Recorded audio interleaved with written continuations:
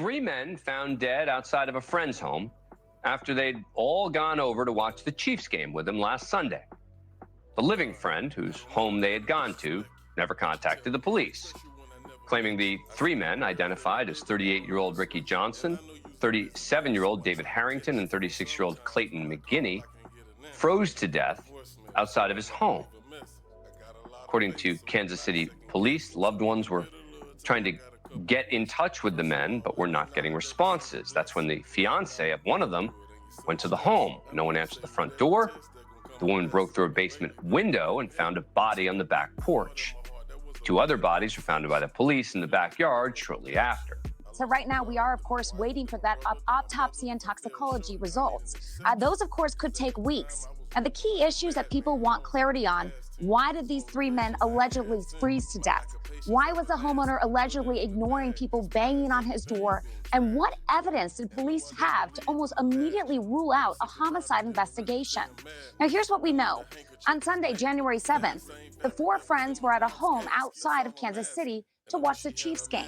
The game kicked off at 3:25 Central Time and ended almost exactly 3 hours later. Early in the day on Tuesday, January 9th, the homeowner had seen messages from concerned relatives and was aware that at least two of the men had not made it home. Now, according to police, that night, one of the missing men's fiancé showed up at the house. She banged on the door, but no one answered. So she broke in through the basement and found one of the men dead on the back porch. She then called police, who found two other men dead in the backyard.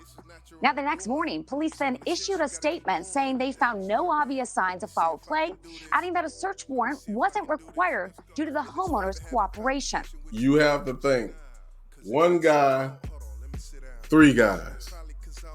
If they didn't see any physical evidence, that means he didn't shoot none of them. That means there was no blood visibly present.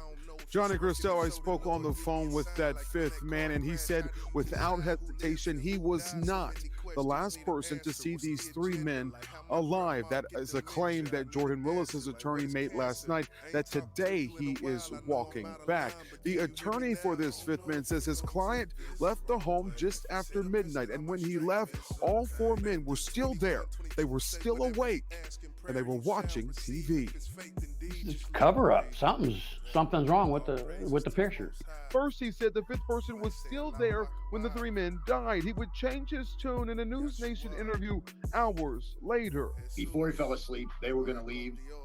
He actually escorted them to the door, said their goodbyes, opened the door. He went back on the couch and he crashed. That statement running contrary to what Paserno told us just hours before. In an exclusive conversation with Fox 4, the fifth man's attorney, Andrew Tauch, tells us his client arrived at the home around 7 p.m. He left just after midnight, and when he left, all three men and Jordan Willis were alive and watching Jeopardy. Tauch says his client then received a text from Clayton McGeeney's fiance and Ricky Johnson's mother on Tuesday, inquiring about their whereabouts. At that point, he texted Willis and Johnson. He never got a response. That's another inconsistency. Willis's attorney said his client never received any text, just messages through Facebook. We contacted Paserno about this, and he declined to comment. The story is not adding up. It changed, and that you have to ask the question: why? Why did the story change? They was texting, inboxing, Facebook messaging, and you know how you can see when somebody read the message? Right. They said he seen it and never responded. Now, let's go back to when they said she banged on the door and he never answered. Had to bust the window, go in the house to go and see the people in the backyard. He never came out until the police came. Man, look. If it wasn't drugs, it was poison. Why would you poison it? Like, what are the real relationship between, because we know people associate with people that they're not friends with. You can say, this is my associate. Y'all got into it and y'all just keeping it cool for the moment type thing. You got some animosity.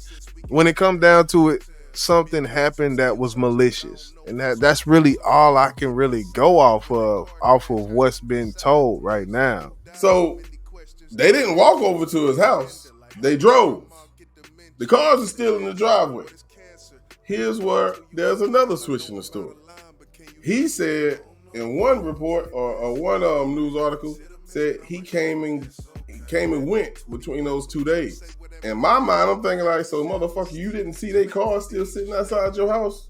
And then that story changed. Like the only reason he didn't know those cars was out there because he never left his house. I called cap right there, bro.